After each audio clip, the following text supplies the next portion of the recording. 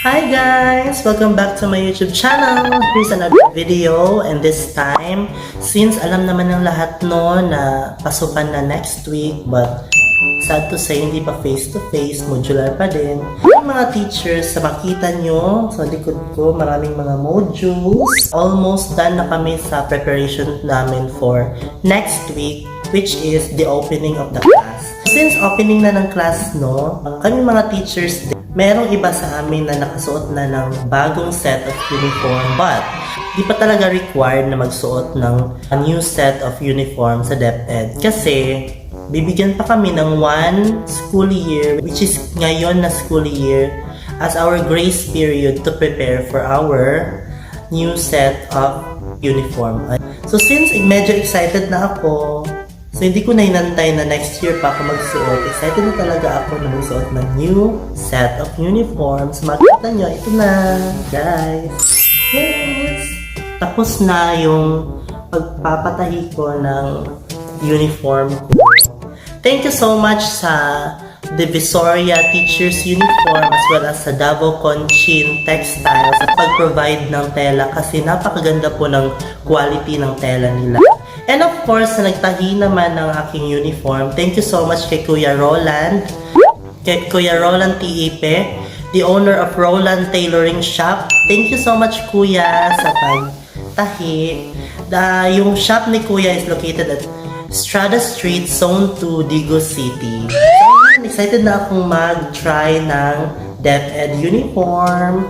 So sa mga gustong magpatahi kay Kier Roland, just contact me or you can visit his shop. And of course, sa mga gustong kumuha ng tela sa Davao Conchin Textile or sa Divisoria Teachers Uniform, legit po ako na reseller. So you can contact me if you want to purchase tela. So ayan, try na natin yung Monday na uniform. Monday na uniform, yung sa upper is moss green. Okay, pakita natin yung moss green. Ito na siya. Tcharan! Tapos, yung partner niya is charcoal gray na slacks. So, makita niyo, nakasuot na po ako ng slacks. So, try natin. Okay, focus muna natin yung tela. Okay, ito yung tela niya. Napakaganda talaga ng tela ng Davao Conchin Textile at Divisoria Teachers Uniform. Try natin. Actually, gusto ko yung Monday na uniform kasi full button siya. Kasi medyo nag-struggle talaga ako sa half button. Try na natin.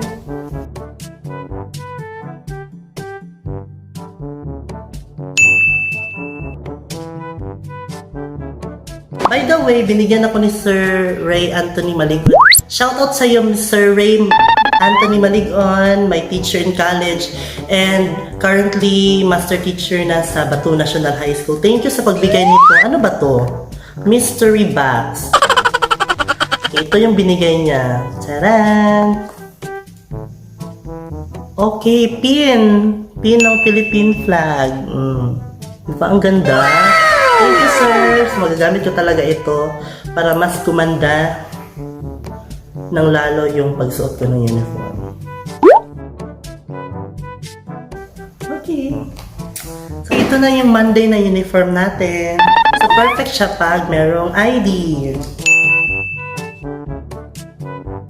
Actually, gusto ko talaga yung pagkatahi ni Kuya Roland kasi first and foremost, maganda yung collar niya. Standing collar talaga. Tapos, tama lang talaga yung fit ng uniform ko. Tapos, hindi siya maiksi. So, mas maganda sa akin yung mahaba kasi ang tangkad ko. You can suggest if you want kay Kuya kasi okay lang naman sa kanya yon na mag-suggest kayo kung anong gusto nyong fitting. Ito na yung Monday.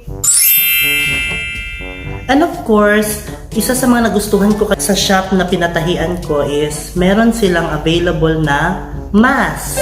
Mask na sobra siya sa tela na binigay ko. Ginawa nilang mask para matching yung uniform at saka yung mask. Try na nga natin. Okay, diba? So match na uniform na din yung mask dito sa uniform ko. Diba? Ang ganda. Thank you. By the way, yung pagpapagawa ka nito, ang babayaran mo lang is 25 pesos kasi sa'yo na yung tela. So, yung labor nila is, yung bayad is 25 pesos. Diba ang ganda? Ito na yung Monday!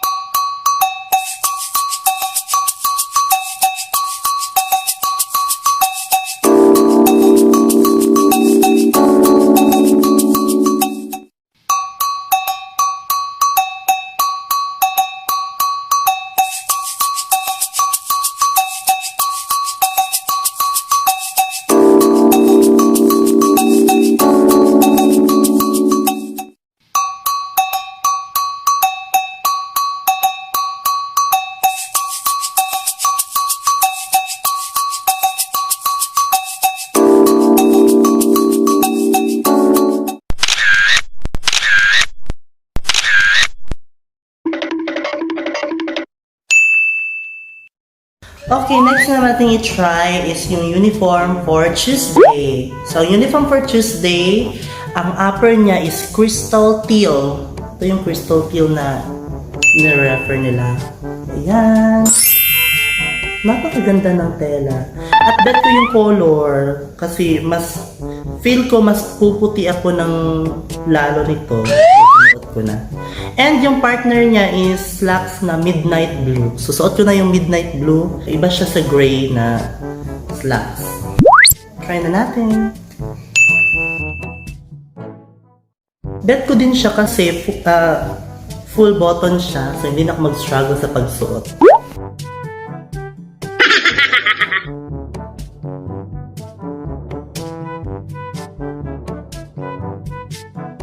Ano siya? And of course, yung matching na mask, diba? Napaka-cute. Huwag natin kalimutan lagay yung pin. Kasi, mas formal siya tingnan kung meron yung pin. And of course, huwag kalimutan yung ID. Kasi sa amin sa DepEd, hindi siya ma-consider na complete uniform kung wala kang ID.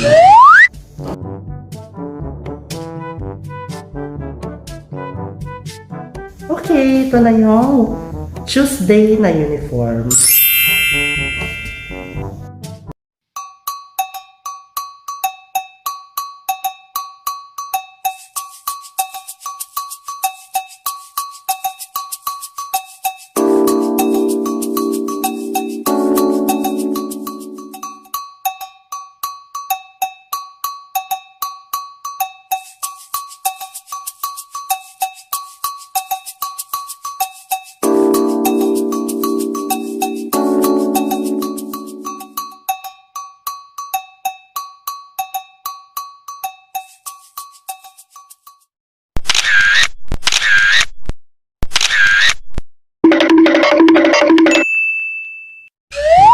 Next naman nating i-try is yung uniform para sa Wednesday. Yung Wednesday na uniform is light brown yung upper. Ito na siya. Ayan, light brown na upper. At saka charcoal gray na slacks. So, nakita nyo, suot ko na din yung slacks na charcoal gray. Try naman natin. Pero, okay lang naman sa akin yung fitting. Pero, medyo mag-struggle talaga ako nito kasi yung Wednesday na uniform is half button lang siya. Titignan natin kung kaya. Siyempre, lalaban tayo, guys.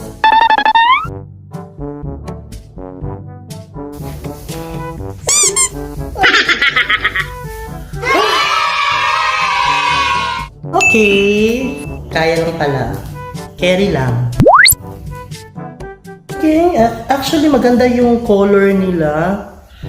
Bet ko talaga yung color na light brown. And of course, meron din siyang matching na mask. At inilagay na rin natin yung pin. Once again, thank you so much Sir Rey sa pagbigay ng pin.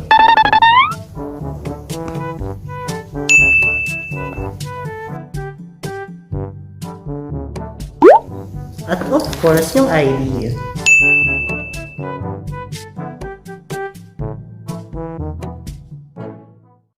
Diba? Ready na. Ito na yung Wednesday na uniform.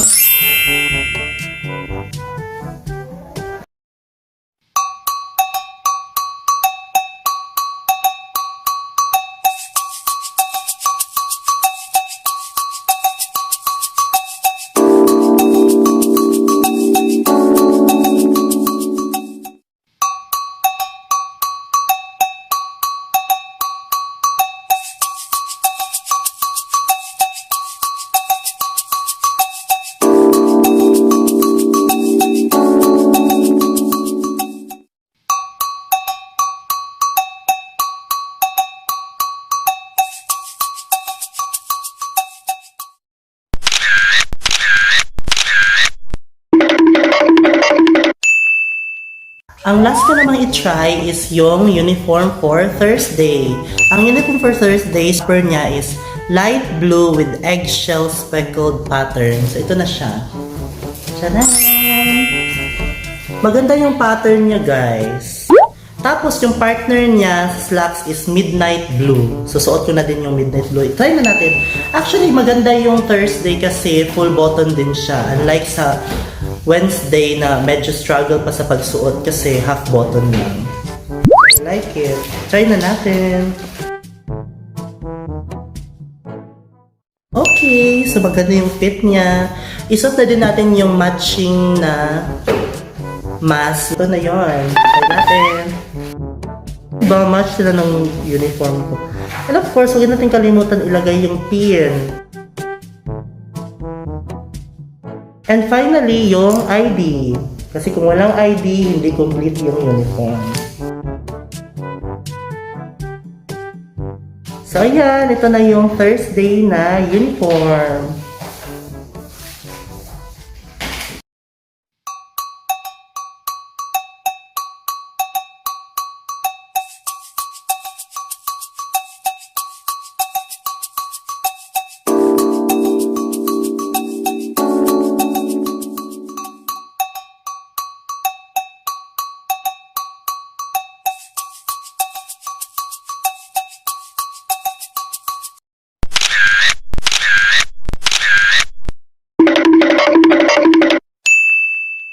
So, ayan guys, na-try ko na yung Monday, Tuesday, Wednesday, at Thursday na uniform. Once again, thank you so much sa tela provider, yung Davao Conchin Textile, at saka yung Divisoria Teachers Uniform. Once again, sa mga hindi pa nakabili ng tela, you can contact me kasi legit ako na reseller sa mga companies na minention ko.